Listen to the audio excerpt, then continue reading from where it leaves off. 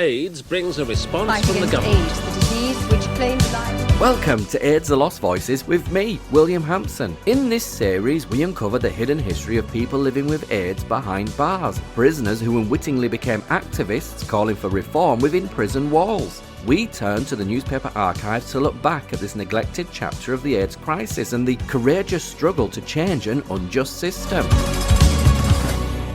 Over the next two episodes, we look to the United States of America and examine how conditions within its prisons galvanized incarcerated people living with or without AIDS to become activists, challenging neglect, stigma and punitive medical practices from behind bars, faced with inadequate treatment, isolation and the constant threat of contagion. We'll hear how prisoners organise legal challenges, hunger strikes and advocacy campaigns that expose systemic failures and forced public scrutiny while forming alliances with outside activists and lawyers to demand access to proper healthcare, antiretroviral medication and humane policies, reshaping both prison health provision and wider public understanding of HIV/AIDS. Our journey starts at America's California Medical Facility in Vacaville, California, where reporter Linda Lee for News Center 4 made this TV news report in 1987. Every state prisoner diagnosed with AIDS or who are antibody positive are sent here to the medical prison at Vacaville. That's the policy of the Department of Corrections. It is also state policy that those inmates with AIDS be isolated in a separate wing from the rest of the prisoners. They have a separate kitchen and exercise yard from prisoners on the main line. The 83 inmates with AIDS or who are carriers of the virus resent that. Robert LaSalle is serving time for forgery. The inmates right here are quarantined now. There's over 80 of us here that are quarantined right at this minute. We are being Would you prefer to be outside in the main line? Of course I would. Or I would at least like to have provided the regular programs that the mainline people have. Institutional programs, visitation procedures, vocational training. Others complain about the medical care. Inmate David Allen. Once you're housed in this unit, that when you go to make a complaint about a specific illness or something, that they do not honor that. You know, they say that we can't afford to test everyone for these types of infections. Prison doctors deny that the inmates are neglected. They say they do and can handle any AIDS problem. Prison medical director, Dr. Nick Poulos. The state will rise to the occasion. If they have to send them out, they will send them out. If they have to hire more doctors, they will hire more doctors. But inmates say authorities are ignoring the real problem. John Costello says there's all kinds of high-risk behavior here that can spread AIDS. People from this unit, you know, there's other people that come from mainline and have sex with people that are known to be carriers of the virus. Here in the prison? Here in the prison itself. And nothing is done to stop that? It's a common thing, you know. Drugs, homosexuality doesn't stop just because we're in prison. And inmates warn that prison officials have to do something about changing the way of life here. Richard Carboni. You treat these men bad while they're incarcerated. What's to prevent them from going out to society and getting their revenge using the AIDS virus as a weapon? The state legislature is now looking at a bill that will set up a prison commission that will investigate any AIDS-related problems in the prison. At the California Medical Facility at Vacaville, Linda Yee, News Center 4. Naturally, after watching that report, I began delving into the lives of the incarcerated men that shared their experiences on that AIDS separation wing at Vacaville. Through press archives, I tracked down many of their crimes and criminal histories, and around the time of that broadcast in 1987, I found that a group of 13 prisoners had submitted a legal claim alleging mistreatment related to HIV/AIDS while incarcerated at the California Medical Facility, often abbreviated as CMF, in Vacaville. Obtaining the court document opened another avenue. The prisoners named but absent from the original news report that we've just heard surfaced in the archives, revealing extensive coverage of both their earlier and later offences, and in several cases, reporting of their HIV/AIDS diagnosis. The volume and complexity of material that I stumbled across, the legal filings, the court documents, contemporaneous news stories and follow-ups, is far too substantial for a single episode. So, I'm planning a short series to unpack their stories in a future miniseries. But their stories and legal action confirmed that incarcerated prisoners at CMF in Vacaville were not receiving the HIV/AIDS treatment that they so desperately needed and deserved. Their right to take the prison authorities to court ultimately succeeded, and improvements were reported as implemented. And to give balance, I must say that from my observations looking over many of these documents, while these prisoners were treated unfairly regarding the HIV/AIDS care available in 1987, it is fair to acknowledge that the prison authorities did make efforts, and provision from a single doctor, who prisoners often complained did not attend on a weekly basis as expected, did increase his visits, and eventually a single doctor grew into a small team of 3 doctors. The California Medical Facility attempted to address the crisis, but did not do so vigorously enough. Although improvements were made, they frequently lagged behind the pace of the HIV/AIDS pandemic. And that was all too clear when this next story broke 5 years later, on the 8th of October 1992, where San Francisco's prominent gay newspaper, the Bay Area Reporter, ran the headline, "Vacaville prisoners strike to bring attention to problems," where, they report, more than 100 HIV-positive prisoners in Vacaville prison are risking their lives in a medication strike to protest what they charge is discriminatory treatment and severely inadequate medical care from prison staff and authorities. The inmates of the T and U wings of the California Medical Facility prison in Vacaville decided to begin the dangerous strike on September the 19th after 6 prisoners with HIV died in less than 1 week. ACT UP San Francisco held a press conference outside the gates of the Vacaville prison on October the 1st to bring attention to the situation inside. Activists read letters from HIV-positive inmates describing the conditions inside. One prisoner said he was writing in order, quote, "to share the absolute wonder of how this has been allowed to continue for so long. Dear people of great consciousness, without you, we are doomed. For the powers that are in place now have a carte blanche to treat us as lepers, miscreants, and being allowed to disregard the fact that we are human beings. We have an administration of medical doctors that somehow believe that this is a punishment from God," the prisoner continued. Talking about a fellow prisoner who died in his cell, he said, quote, "This poor soul walked the hallways for over 4 days. He was complaining of severe headaches, nausea, dizziness, and a host of other ailments. The medical technician told him he had to wait to see a doctor. On either the 4th or 5th day, the man was found dead in his cell, and I have to ask, why? Why was this man allowed to live and die in such torment, and why was his death not considered to be of consequence?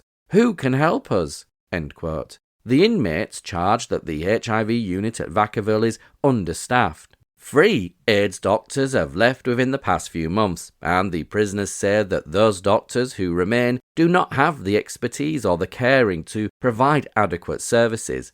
Dr. Jan Diamond, one of the 3 AIDS doctors who left the prison in the past few months, acknowledged to the Bay Area Reporter that the facility does need more medical staff.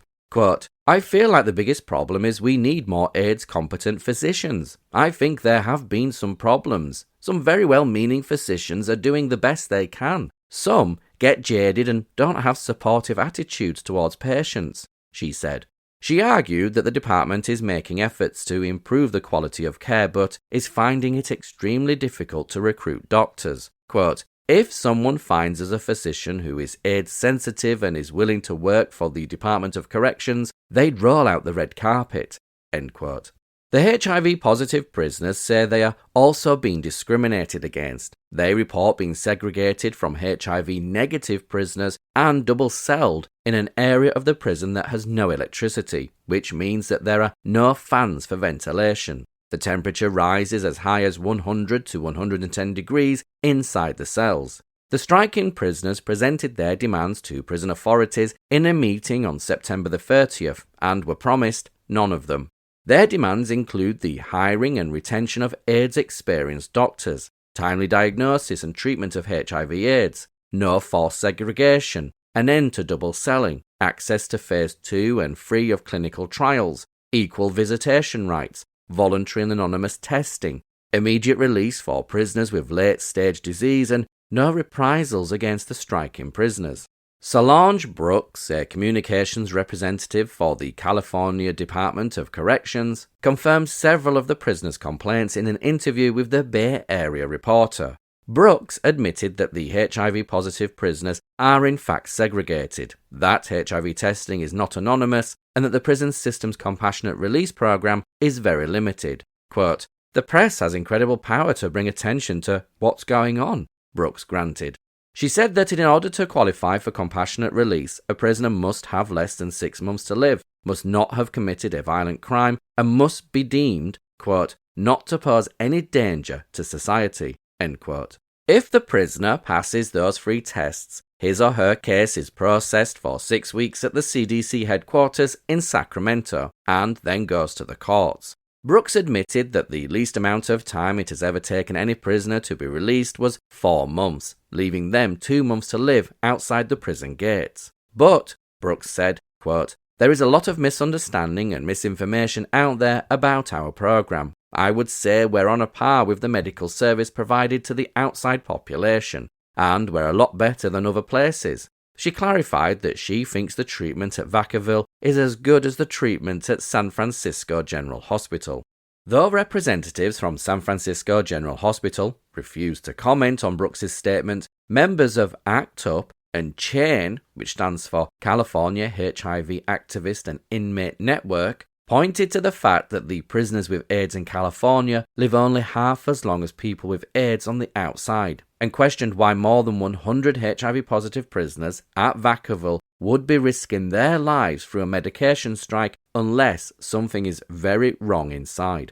And at the bottom of the article, there's a photograph of a man with a megaphone, a couple of people holding up these big fabric banners, one that reads, "Prisoners with AIDS have the right to live," and there's another one which I can't quite make out, but it says at the end, "California Death Camp," and there's a prison gate, and it looks like a big castle in the background, and the caption reads, "Act Up Protest at Vacaville." Then, 3 weeks later, we hear of an escalation, both in the demands of the prisoners and in the protest itself, where San Francisco's gay newspaper, Bay Area Reporter, ran the headline, "Vacaville inmates strike to call attention to conditions," where they report, "The gruesome saga at Vacaville prison continues. More than 100 HIV-positive prisoners began a dangerous medication strike there on September the 19th, after several prisoners had died in their cells with inadequate medical attention. 5 weeks later, none of the prisoners' 14 demands have been met by prison authorities. Dozens continued to risk their lives on strike, and on October the 17th, another prisoner, Ricardo Rodriguez, better known as Rico, died in the face of blatant callousness on behalf of prison authorities. According to Jim Lewis of ACT UP San Francisco, 20 prisoners witnessed Rodriguez call out for help from his cell on the night of his death. The prisoners saw the guard walk to Rodriguez's cell in response to the cry, look at his watch, and go off duty. Rodriguez was found dead in his cell, naked, the next morning. On October the 21st, 2 prisoners, Patrick Carmichael and Charles Perry, began a hunger strike in response to Rodriguez's death. They have added 6 more demands to the medication strikers' original 14. According to a confidential source in California state government who has been investigating the conditions at Vacaville since mid-September, the situation is worse than anyone can imagine. The source said that inside the prison, the investigative team found people lying on the floor of their cells with ants crawling in and out of open sores on their legs. They found disabled prisoners lying in their own feces, unable to get up. Quote, "Basically, if you're HIV positive and you go in there, you're probably not going to come out. It's almost certain you've been handed a death sentence," said the source.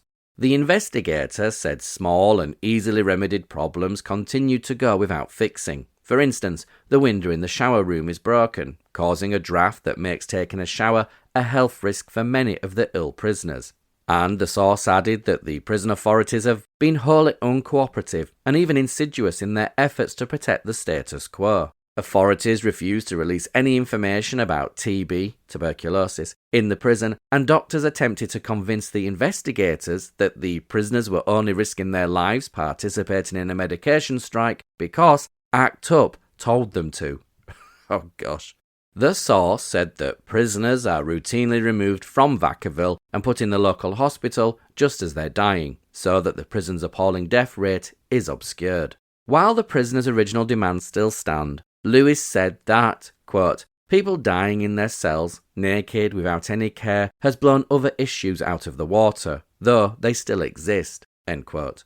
To demonstrate that support, ACT UP San Francisco has called a 24-hour vigil on Thursday and Friday, October the 29th and 30th. The vigil will begin at 8 a.m. Thursday morning at the State Building at Van Ness and McAllister, and will move to Harvey Milk Plaza at 11 a.m. on Thursday.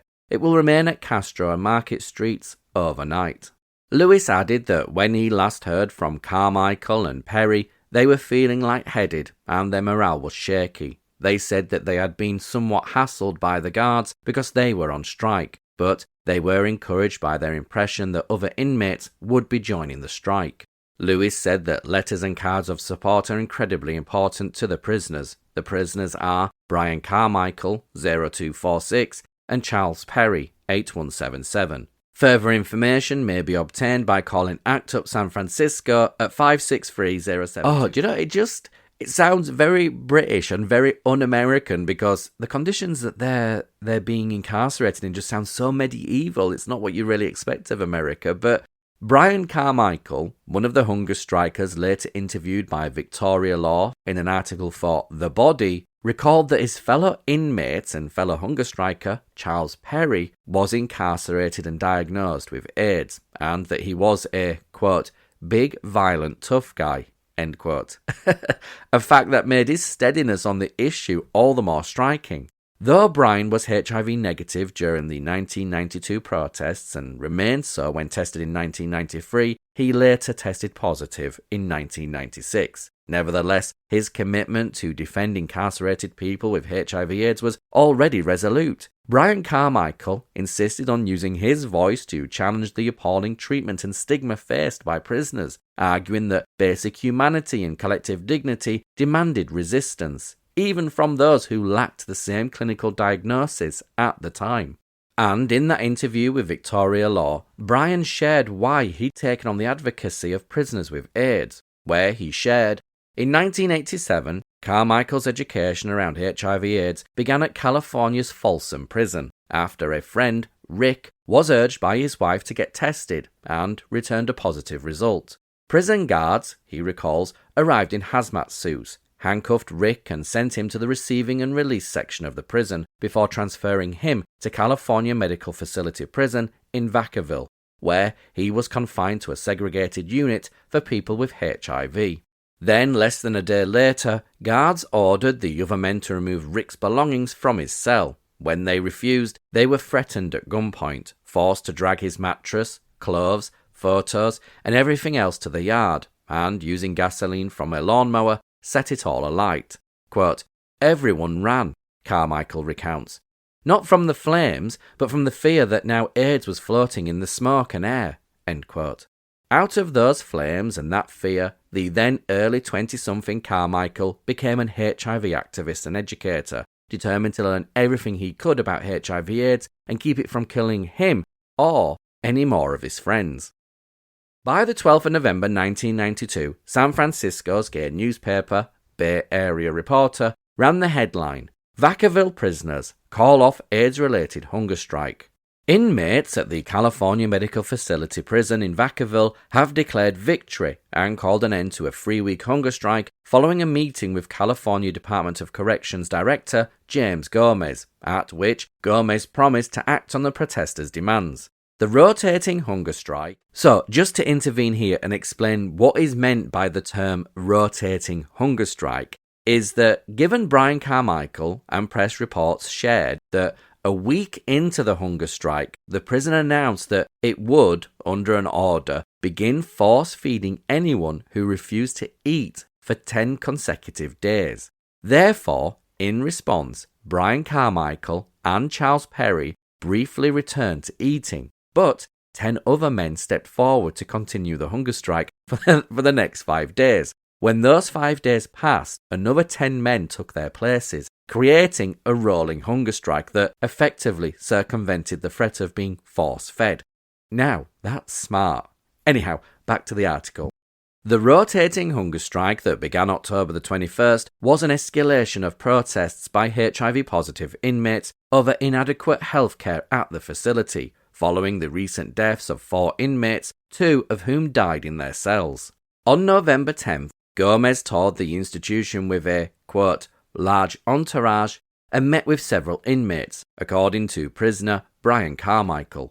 Striking prisoners had called conditions at Vacaville intolerable, complaining of a lack of compassion, proper medical care, qualified HIV doctors, and understanding of the physical and emotional needs of inmates with AIDS. In their initial public response, prison administrators declared that there were no major problems at the facility. A spokesperson for the California Department of Corrections went so far as to say that the medical treatment received by inmates at CMF is comparable to that received by patients at San Francisco General Hospital. But Lawrence Wilson, bear that name in mind because you'll hear that name again later. But Lawrence Wilson, a person with AIDS who was incarcerated in the Vacaville prison from July of 1991 until September of 1992, disputed that claim. Quote, "We were receiving second-class medical attention," he said. "I'm out now and I've had the opportunity to compare the treatment at CMF to San Francisco General, and there is no comparison. At San Francisco General, they send me to see specialists. But at CMF, the outpatient doctors are totally incapable of providing proper treatment. They have not seen the numbers of HIV patients and don't know the way the disease manifests itself. It's not always as simple as Kaposi sarcoma or pneumocystis pneumonia," Wilson said. In addition to the meeting with Gomez, the inmates demanded the hiring of a permanent qualified HIV medical specialist, an outside independent investigation of the deaths of the 4 inmates, an outside independent investigation of the conduct of medical and custodial staff in caring for terminally ill inmates, a legislative review of the compassionate release policies and practices to expedite such releases, and immediate funding for a hospice inside the prison. Prior to Tuesday's visit by Gomez, prison officials publicly admitted to healthcare deficiencies at the facility, but said they are beginning to make progress. Lieutenant Patricia Mandeville told the Bay Area Reporter, quote, "We know we have problems and we are looking at them and attempting to address them. We may not be making leaps and bounds, but we are making steps," end quote. Mandeville said that the outside investigations and the legislative review have begun, and the prison is actively recruiting for free medical doctors who are HIV specialists. She said they hope to have the positions filled by January, which would be in 2 months' time in January 1993. Mandeville acknowledged hearing complaints by 2 doctors who have left CMF about the lack of support they receive from other prison staff, but said, quote, "Warden Ingle is very supportive and concerned and wants to get qualified doctors in and keep them in," end quote. Also, according to Mandeville, renovation work has begun on one wing of the prison to convert it into a step-down unit for those inmates not sick enough to require hospitalization, and a hospice. She said she did not know when the hospice and step-down unit would be completed, but added, quote, "The architects were in last week and the plumbers were here over the weekend, and when it comes online, I'm going to notify everyone," end quote, noting the adverse publicity that has been generated by the crisis. Jim Lewis of ACT UP San Francisco said, quote, "While we are very glad prison officials met the 6 demands of the hunger strikers, there are still many healthcare issues to be addressed. The prisoners will now focus all their energy and attention to those concerns which, for the most part, remain unresolved." Oh, do you know, sometimes in life it just makes you wonder, why on earth do you have to protest for these? Why could people just not exercise common sense, or in this regard, some compassion just to begin with and just sort it out? I guess I live in a different world. I just don't understand why sometimes you have to protest, scream and shout to get things done. It's just ridiculous. Anyhow, a week later, on the letters page of the Bay Area Reporter, the gay newspaper in San Francisco, appeared a joint statement signed by the prisoners Brian Carmichael, Charles Perry, Peter Yvanovich, a fellow inmate diagnosed with AIDS, and Laos Schuman, whom Brian had met on his first day of incarceration back in 1983, and with whom he had remained steadfast friends.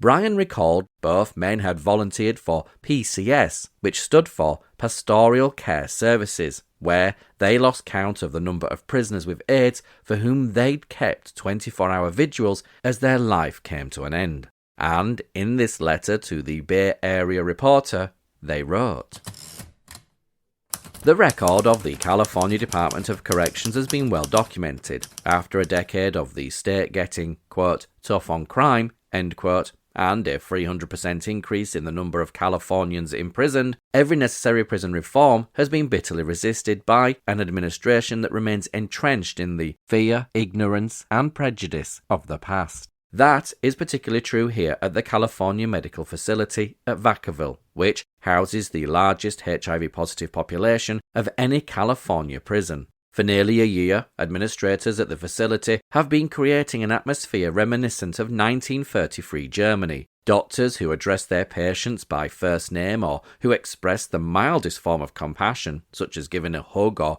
holding a patient's hand, are criticised for becoming overly familiar or too soft, i.e. soft on crime. And if the offending doctor happens to be male, he will more often than not have his sexual orientation called into question. Doctors, confronted with some rare manifestation of AIDS and a limited on-hand facilities, who are unable to make diagnoses and therefore order further diagnostic testing to be done, have been chastised for, quote, wasting money on inmates who are all going to die anyway, end quote. The tragic and predictable consequences of this prison's Nazification have been that most of the competent, compassionate and ethical HIV physicians have been systematically driven away. They have been succeeded and replaced by doctors who are either too callous or too intimidated to even learn their dying patient's first name, or even to think of holding his hand, and who, while maintaining appropriate distance, will tell a seriously ill HIV-positive prisoner, quote, "We don't know what's wrong with you, inmate, but if you can just hang on a while longer, I'll have the cure for AIDS," end quote. Apparently designed to provide hope, though perhaps just another distraction. These cruel promises only increase the fear and desperation of prisoners with HIV and AIDS. In no way do they take the place of an accurate and timely diagnosis as they are intended to. Now that HIV-positive prisoners have been condemned to fend for themselves, not in the prison hospital, which is another horror story in itself, but in their cell blocks and cells, it has become increasingly common to see them wasting away and suffering unnecessarily, spending the last days and hours of their lives pleading in vain for medical attention. HIV-positive prisoners at California Medical Facility are abandoned to die agonizing and premature deaths. The fact that at least 5 HIV-positive prisoners died here in September went nearly unnoticed. The medication boycott that was called to protest the overall conditions, and specifically the lack of care and treatment that brought about several of those deaths, also went nearly unnoticed. What was noticed was the outcry from ACT UP, the demonstration and news conference they held outside the prison gates. If you recall, it is important to note, the prison administrators and representatives responded to the boycott, the demonstration, and all the calls for reform by stating to the press that the medication boycott and the hunger strike were undertaken because ACT UP told us to. That's pure bullshit. It is the callous, prejudiced, and deliberately indifferent administration that is responsible for the escalating protests. The so-called doctors who made those claims are the same heartless bastards who said nothing was wrong at Vacaville, and that the incompetent quacks who tell HIV-positive prisoners they aren't, quote, cost-effective, end quote. As you may recall, one Department of Corrections official took the opportunity to compare the HIV healthcare provided to Vacaville prisoners to that at San Francisco General Hospital. The fact is, when we first contacted ACT UP and Chain to inform them about the medication boycott in September and the hunger strike in October, they were the first to question the wisdom of our move and did so publicly over the radio. However, upon learning the full extent of problems here and how far the conditions and treatment had deteriorated, once again, ACT UP and Chain were the first to expose and protest what's going on at California Medical Facility Vacaville. The boycott of medication and medical services was an act of rage and frustration. It did draw attention to the problems here, and in the face of all that attention, another HIV-positive prisoner, Rico Rodriguez, was allowed to suffer and die, while his pleas for help went ignored. Charles Perry and I began the hunger strike out of desperation. The only people responsible for all of these protests are the uncaring policymakers and prison administrators who are insidious in their efforts to protect the status quo. They are also experts at avoiding any accountability. ACT UP, unfortunately, is not responsible for our care and treatment. We are all wards of the state. Who is responsible for the wards, if not the warden? And who is responsible for the warden, if not the director? But since prison doctors choose to bring ACT UP into the picture, let us say this about ACT UP's record.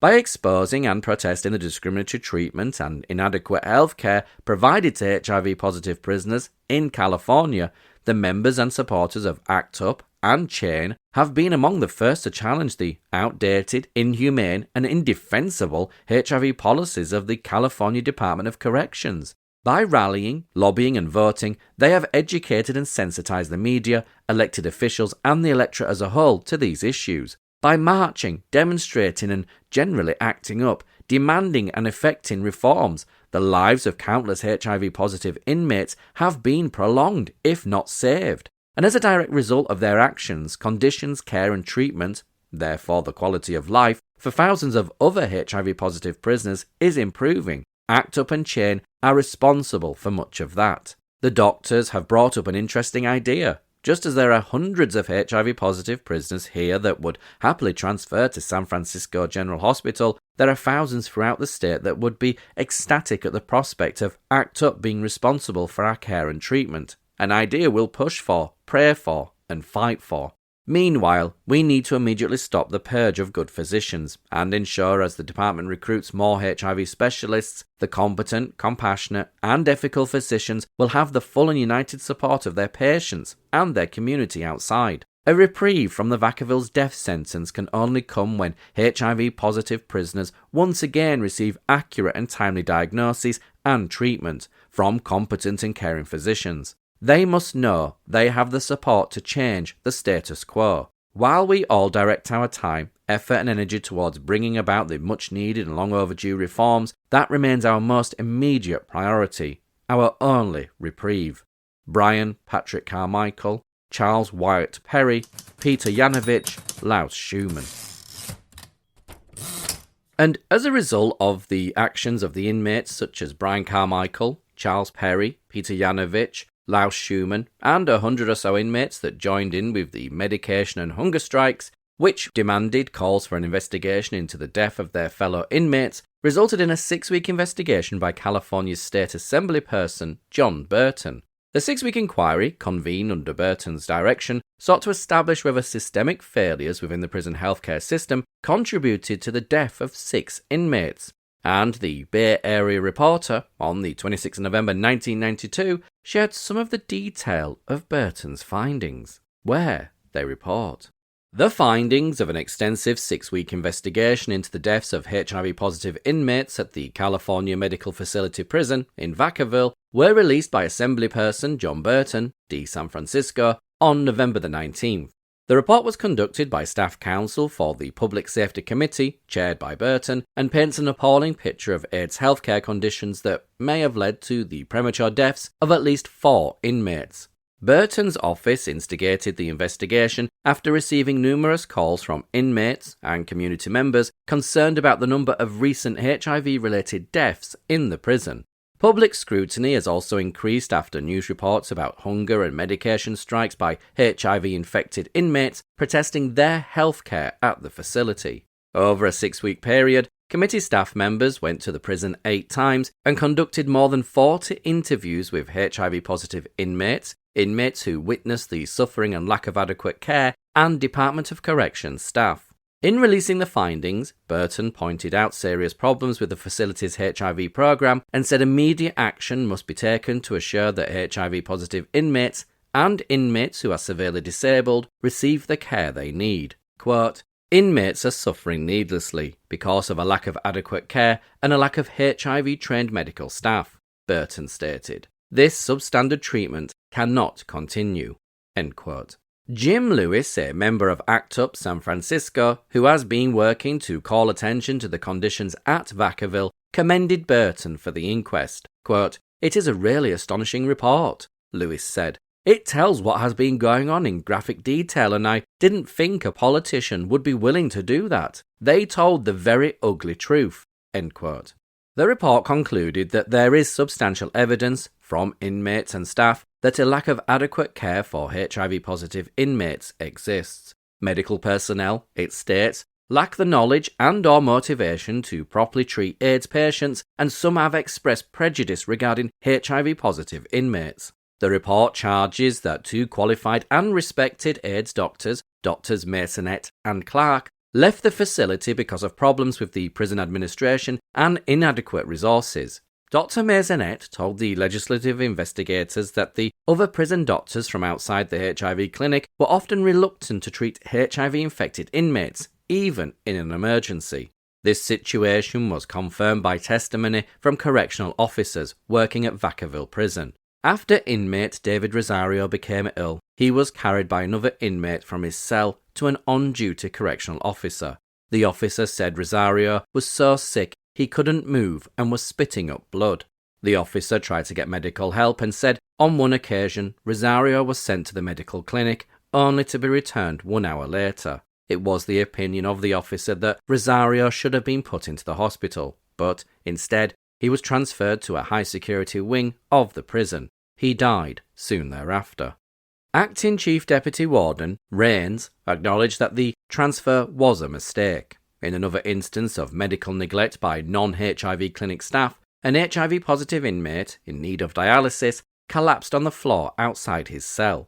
The correctional officer on duty stated that when the inmate became ill, he attempted to contact the HIV clinic. No one was available, so he called the regular medical clinic. The officer said that he was refused help by the nurse on duty. The officer's sergeant called a second time, and help was again refused. Finally, fellow inmates called out, "Man down," an emergency signal, and 2 medical technical assistants responded.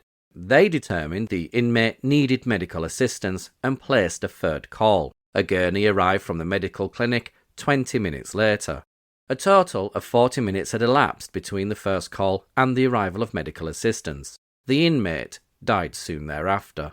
The report made 25 recommendations, including proposals for creating an advocate for hospital patients and HIV-positive inmates, for transferring the responsibility of their care from the Department of Corrections to the Department of Health Services, and for hiring a medical doctor with expertise in treating such patients to direct the prison system's HIV services. Quote, "We need to have doctors in charge of hospitals," Burton said. Christine May, Information Officer for the California Department of Corrections, CDC, told the Bay Area Reporter she could not comment on the deaths, which are under investigation, but said the department is taking Burton's report seriously. Quote, "The quality of health care for HIV inmates at Vacaville is a legitimate issue, and we acknowledge that." May said most of the issues and recommendations raised in the report will be handled when a new HIV centre becomes operational within the next 90 days. Quote, "The centre, which has been in development for months, is not a reaction to recent attention or pressure, but rather an indication of the strong personal commitment of CDC Director James H. Gomez to make prison healthcare a priority," May said. I smell bullshit. She said the centre will address most of the recommendations with its multidisciplinary approach to HIV disease. The centre, which will consist of a hospice and a step-down unit, will be staffed 24 hours a day, and May said the people working there will be hired because they want to treat people with AIDS. Addressing the complaints that medical staff in the HIV clinic are not supported by other medical staff, May said they will be in the future. Quote, "The director has a personal interest in that institution and has made that clear to the staff at all levels. We will be moving in that direction," she insisted. Lewis said as a precaution, ACT UP will continue its public campaign until conditions have improved to an acceptable level. The group is planning a demonstration outside the facility in December. Oh, and true to their word, ACT UP held a demonstration on the 5th of December 1992, where Seattle's Gay News reported that ACT UP San Francisco staged a die-in at the gates of the prison, brandishing placards shaped like tombstones and using a loudspeaker to blast messages to the inmates within. Among the protesters was Yvonne Eady, mother of prison activist Charles Perry, who read aloud an appeal penned by the prisoners. Quote, "Help us achieve a workable HIV/AIDS program for prisoners. There is nothing here to inform and educate us about AIDS." End quote. And San Francisco's gay newspaper, Bay Area Reporter, also present, reported. Nearly 100 demonstrators rallied outside the entrance of the California Medical Facility, CMF, prison in Vacaville on December the 5th, protesting what they claim are continuing intolerable conditions for prisoners with AIDS. The peaceful protest came on the heels of a report issued last month by Assembly member John Burton, D. San Francisco, that bluntly criticized the California Department of Corrections, CDC, and the Vacaville facility for providing substandard care to HIV-infected prisoners and called for dramatic changes in CMF's HIV program. Chanting, "CDC you lie, you don't care if prisoners die," protesters organised by ACT UP San Francisco and ACT UP Golden Gate encircled the prison's California Drive entrance. Other entrances to the prison remained open during the demonstration, and no programs, including visitations, were interrupted, according to Lieutenant Patricia Mandeville, a CMF spokesperson. The demonstration capped months of protests both inside the prison and outside, including medication and hunger strikes by prisoners and intense media scrutiny. The Burton report concluded that there is substantial evidence of a lack of adequate care for HIV-positive inmates and made numerous recommendations to be implemented within 90 days. Most of the recommendations are being instituted as part of an HIV centre scheduled to open soon, and one floor of the prison hospital is being renovated to create a 33-bed support care unit and a 10-bed hospice. The CDC has also announced the appointment of an ombudsman for hospital and HIV-positive inmates. Mandeville criticised the protesters for not acknowledging the progress being made. Quote, "I feel they are not recognising the fact that we are attempting to implement programs for HIV and AIDS inmates. We can't correct the problem overnight, but we're certainly making progress," Mandeville told the Bay Area Reporter. "There has been progress and prisoners want to acknowledge that," said Judy Greenspan of ACT UP San Francisco, "but the only reason that they've made any progress is because of the very strong protest by the prisoners, the pushing of ACT UP on the outside, and really the pressure brought to bear on them by John Burton's report. We believe the only way progress will continue to happen is if we continue to bring pressure," Greenspan continued. "We don't want Burton's report to go the way of the National Commission on AIDS report, which is just gathering dust in someone's attic." End quote.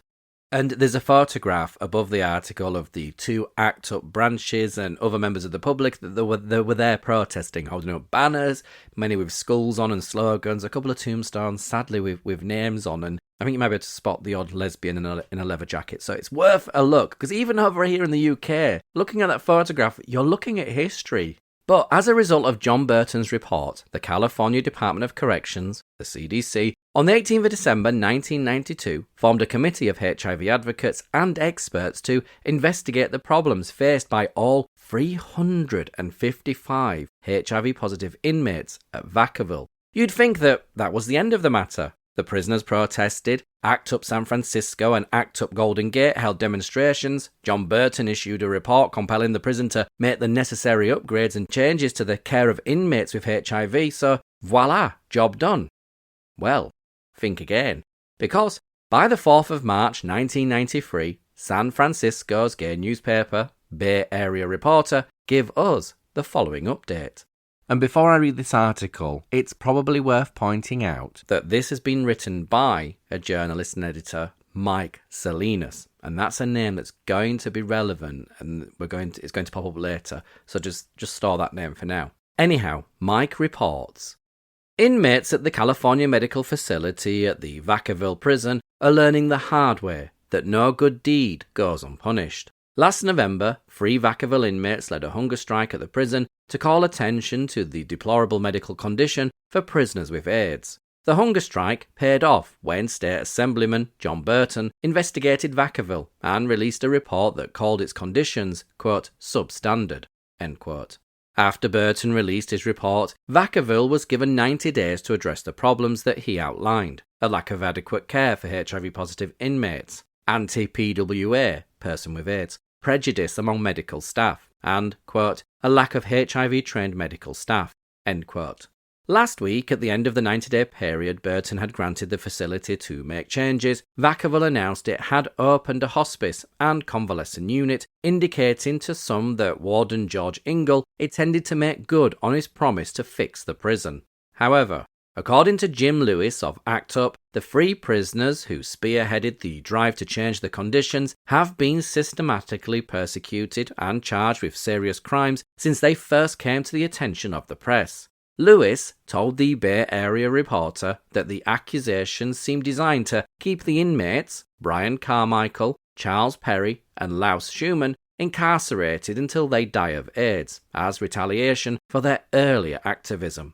On February 24, Carmichael wrote a letter to ACT UP to alert the group that he and two other inmates now imprisoned at Vacaville are being harassed by guards there, and Lewis says Vacaville has actually gotten worse since Ingle assumed his post, and, quote, the warden isn't even in charge, end quote. Lewis told the Bay Area Reporter that the guards at Vacaville are so unsupervised, quote, they pretty much run the place, end quote. A letter from Carmichael to his supporters said that he has, quote, been placed in ad-seg, administrative segregation, on the fabricated charge being that he has been identified as being an active participant in a conspiracy to assault a correctional officer with a weapon, end quote. He follows that news with a one-word comment, quote, bullshit. The letter goes on to allege, quote, my ex-cellie, Scott Lewis, has stated openly and in writing that he was taken to the basement this morning, February the 24th, by security and investigation officers and asked to sign a statement implicating me. When he refused and denied any knowledge of a conspiracy, he was physically assaulted by the guards. They then wrote a statement implicating me and tried to force him to sign it. He refused and was further assaulted and threatened with various adverse actions, including reporting the statement as being his and releasing it to the mainline, labelling him as an informant. He refused and was left in the custody cage for 2 hours, end quote. As for his own treatment, Carmichael wrote, quote, I was taken to a disciplinary hearing on Sunday, February the 21st, never having been given a copy of the charges, not allowed to call witnesses nor present evidence nor question the guard who wrote me up, end quote. 3 days later, according to Carmichael, the, quote, farce, end quote, continued when he appeared at his first ad-seg hearing. While there, he says, he was asked, quote, why can't we go back to the old days? Why all these politics? I told him the old days and old ways are over, Carmichael wrote. Quote, too many good people are dying, end quote. Now, according to Lewis, Carmichael has already had 30 days added to his prison term and faces an additional 4 years behind bars if found guilty of the, quote, conspiracy, end quote. If not for the new charge, he would be released from Vacaville in fewer than 3 months. Oh, isn't it terrible? I mean, are you listening like me, just actually believing that actually this probably did happen, that they're getting some kind of revenge? Anyhow, back to the article. The situation is even worse for Perry, remember Charles Perry, who was accused of inciting to riot. Perry is in the last stages of AIDS, quote, hardly able to incite, end quote, according to Lewis, and was negotiating for an early compassionate release. Now, if found guilty of the new charge, he will be held an additional year and will almost certainly die in prison. Moreover, according to Lewis, Perry contends that an assistant warden told him his compassionate release application would remain unprocessed as long as he continued to speak with the press. Oh, isn't it sickening? Oh, gosh. Schuman, who has been informed he will be charged with, quote, lying to the press, end quote, an offence that apparently carries more weight in prison than in the halls of Congress, he too faces an extension of his sentence of an unspecified duration. The acrimony between guards and inmates stems from actions taken by Carmichael, Perry and Schuman to call attention to 6 deaths of PWAs, person with AIDS or prisoners with AIDS, at Vacaville in the months of October and November 1992. Burton's inquest into the prison facilities was a direct outgrowth of the medication strike and subsequent hunger strike that they organised. Lewis now speculates the prison officials' quote, embarrassment, end quote, coupled with newly, quote, galvanised inmates, end quote, led to the latest backlash against the strike organisers. And yet, Lewis said, the prison has not even bothered to carry out the changes mandated by Burton. For example, the doctor retained to upgrade medical care, Dr. Jan Diamond, is only contracted through April 30th, after which he and the inmates expect a, quote, return to the negligent and harmful practices of the recent past, end quote. The crime, Carmichael wrote, quote, is only half what they're doing to us. Half is what they're doing to others. Silencing them, using the fear of retaliation to beat everyone back into their docile, apathetic state. The old days. Oh, what a plot twist, and isn't it disgusting? It's just terrible behaviour. Well, you ready for another? Because here's the Bay Area Reporter on the 8th of April 1993 telling us what happened next to the three men, Brian, Charles and Laos.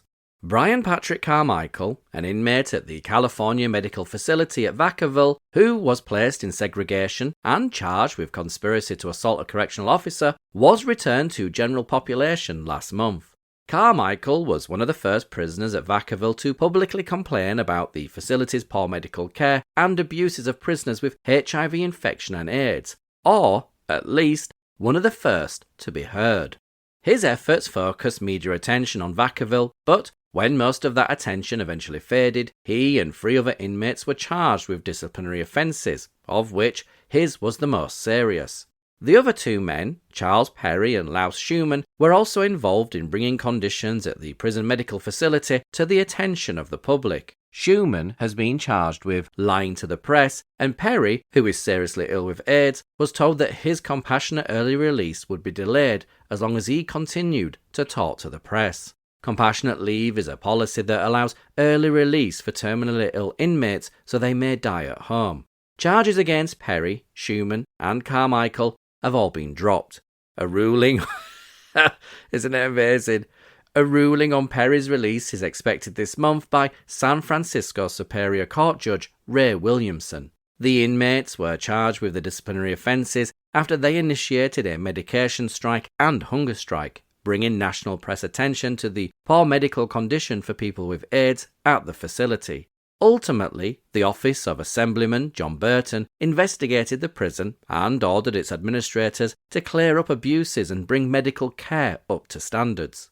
The charges against the 3 inmates were filed at the end of the 90-day period established by Burton, after which administrators may have believed his office was no longer interested in their business. Now, Burton told the Bay Area Reporter he intends to hold more public hearings into conditions at the prison and the charges of retaliation by guards against inmates who complained about care. Quote, retaliation will not be tolerated, he said. I intend to make further inquiries, requests and investigation concerning these matters as well as the quality of medical care at the California Medical Facility Vacaville and, if necessary, hold the Director of Corrections accountable and bring him to the legislature for questioning. End quote. Burton told the Bay Area Reporter that there was little he could do about correctional officers' retaliation against inmates, except to bring it to public attention, but said that the legislature had no authority over employees of the Department of Corrections. Among Burton's recommendations following his investigation of conditions at Vacaville were that more staff be hired to care for people with HIV and AIDS, and that the facility established a hospice care program that would allow patients to receive palliative treatment during the final stages of their illness. Quote, the recommendations were that the facility generally clean things up, said Alison Hardy, a staff attorney at the Prison Law Project. Currently, I'd say that conditions are good. For a period of about 8 months before Burton's investigation, I'd say that the standard of care had declined, she told the Bay Area Reporter.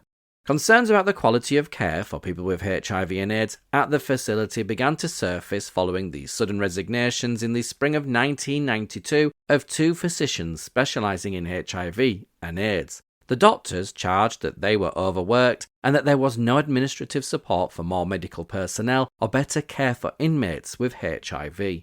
Oh, isn't it amazing? As soon as Brian starts to alert the press about these charges, all 3 of them are just miraculously facing.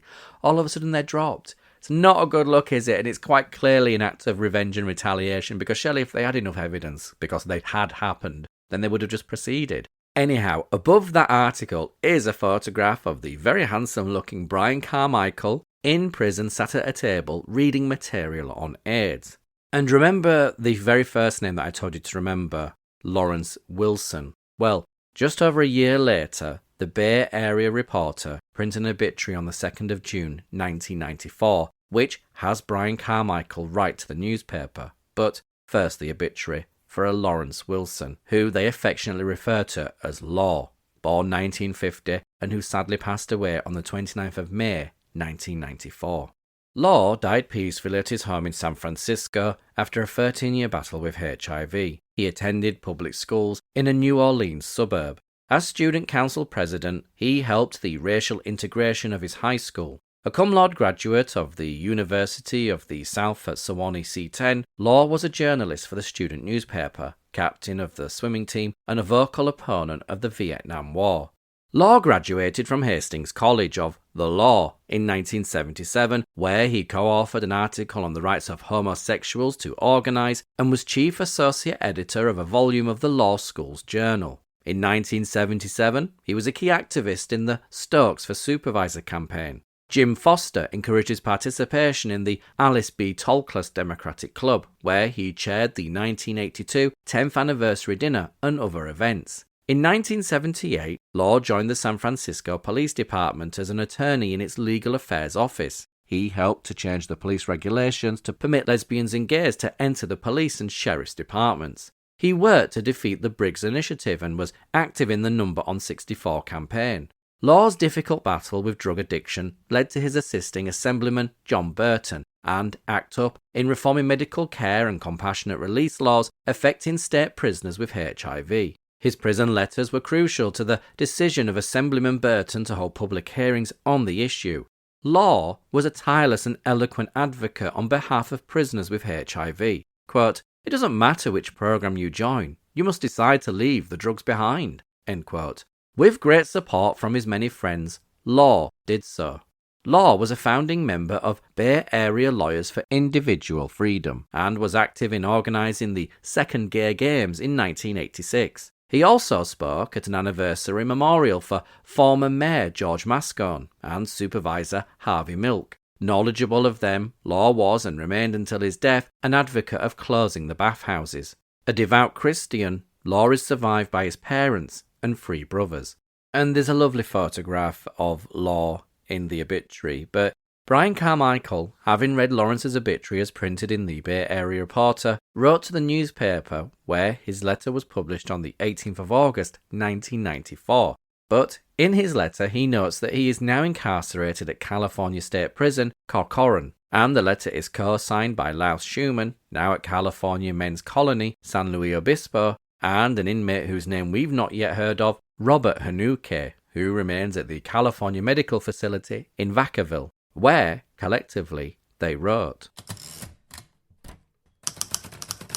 The obituary on the late Lawrence Law Wilson was somewhat ambiguous regarding his prison letters and his advocacy on behalf of prisoners with HIV and AIDS. While it is true that Law's letters to Assemblyman Burton, ACT UP and others, as well as his many other efforts, did contribute to bringing about much needed reforms in the treatment and services provided to prisoners with HIV and AIDS, what makes that fact especially praiseworthy, and what the obit failed to make clear, is that Law did these things in failing health, while he was serving time in state prison.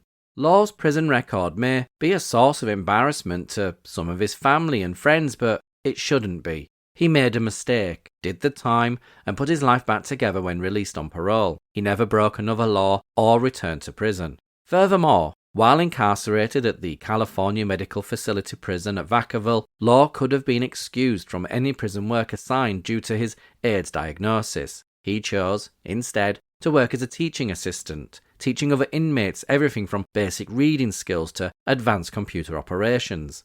During his non-work hours, Law could be found either in the prison chapel, participating in religious services and programs, or in the prison hospital, visiting and comforting terminally ill inmates as a member of the Pastoral Care Services caregiver program. He was an HIV/AIDS educator and peer counsellor, and he trained both staff and prisoners in the death and dying process. Prior to the first ever display in prison of the Names Project AIDS Memorial Quilt at California Medical Facility, Law volunteered over 100 hours of service in creating the California Medical Facility Quilt Panel number 1943 in memory of the hundreds of prisoners who died there from AIDS. Upon his release from prison in September 1992, Law continued to inform and educate the press, public and elected officials about the horrendous conditions at California Medical Facility. As these conditions further deteriorated, resulting in the notorious premature deaths of at least 4 prisoners with AIDS, outraged prisoners united in protest. Law's legacy of love and compassion greatly influenced us to pursue non-violent protests, such as the medication boycott and hunger strike. Otherwise, Vacaville might have easily resembled Lucasville, the Ohio State prison where prisoners rioted in a murderous rampage. Such was the level of rage among prisoners at California Medical Facility after watching friends die in their cells, their cries for help ignored. Law helped us make those deaths count for something, and as AIDS continued to claim more of our friends, their deaths occurred in a more peaceful, dignified manner. Charles Perry was granted a compassionate release and died at home last October. Peter Yvanovich died in April in the new California Medical Facility Prison Hospice. Law was well liked and respected by prison staff and prisoners alike, who had little or no knowledge of his altruistic life for public service before being sent to prison. He was a beautiful person and wonderful friend. Unlike his many friends in the free world, many prisoners are mourning Law's death. He will remain loved, missed, and remembered. Alongside Brian Carmichael and his fellow inmates, friends of the late Lawrence Wilson, his advocacy was repeatedly praised, particularly for volunteering in the creation of the California Medical Facility's AIDS quilt, which was incorporated into the larger AIDS quilt in America as part of the Names Project. The prisoners also organised a display of part of the AIDS quilt, a first for any prison in the United States of America, so quite an achievement. In a later interview with Victoria Law for an article on The Body, Brian offered a poignant account of the emotional labour involved in crafting their own quilt and in hosting portions of the National Memorial behind bars, where, she stated in her article, bringing comfort to those dying of AIDS wasn't their only aim. Once Carmichael, Schuman, Perry and Yvanovich saw the conditions inside the segregation units and the treatment meted out to those with HIV, they wanted to expose these conditions. The 4 began writing to reporters, politicians and attorneys. They reached out to the Names Project and asked whether the AIDS quilt could be brought to Vacaville, the prison. The project agreed, marking the first time the AIDS quilt was brought inside a prison. The men at Vacaville, meanwhile, decided to make their own panel to commemorate those who had died inside the prison. Instead of making several 6x3-foot panels, the men made one 12-foot by 12-foot panel, listing the names of 96 men who had died from AIDS-related complications at Vacaville. Carmichael notes that from their own records, along with those of Dr. Mazanet and Father Leslie, they knew more than 200 people had died, but in the end, they were only allowed to sew in 96 names. Quote, "Still, try to imagine that," he challenges. 200 or even 96 guys dying in one prison. End quote. In February 1992, the AIDS quilt arrived at Vacaville, but prison security took precedence, and the quilt was searched panel by panel. Carmichael recalls that drug-sniffing dogs walked across the panels checking for drugs. For Carmichael, the blatant disrespect was symptomatic of the entire prison culture towards HIV and AIDS. Quote, "That's what we were up against, every day trying to get access to the segregation units, hospitals, etc., he reflects. But despite this, Carmichael remembers that the display was a huge success. Hundreds of people came through the chapel to view the dozens of panels exhibited. Quote, "Everyone was crying, and it was another life-altering event for a lot of us," he says. At the event, Dr. Mazanet also dropped a media bombshell. He was resigning in protest of the prison's continued disregard for the well-being and care of people with HIV and AIDS. And you, listening, you can go view the quilt by visiting aidsmemorial.org and search for quilt panel number 1943. On what looks like a grey or off blue background, the top reads California Medical Facility, Vacaville.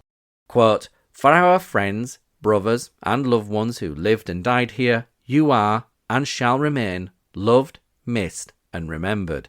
And in the centre, and remember this is an enormous 12-foot by 12-foot quilt, is 4 men of all colours with plain fabric faces and hands, with all 4 wearing what looks like actual prison issue shirts and jeans behind bars. Behind them is a pride flag that is rippled as though blowing in the wind. On the left, with each colour of the pride flag, is a list of first names and the year that they died.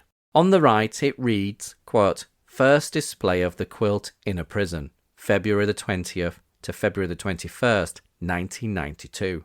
And as we heard, Peter Yvanovich sadly died of AIDS-related complications, and he too is memorialised in a separate panel on quilt number 5002. Go have a look and check it out, it's a beautiful quilt.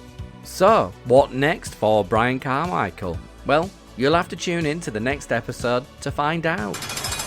If you've enjoyed this episode, then don't forget to like, share and subscribe. And until next time, you can find me on Instagram at AIDS The Lost Voices.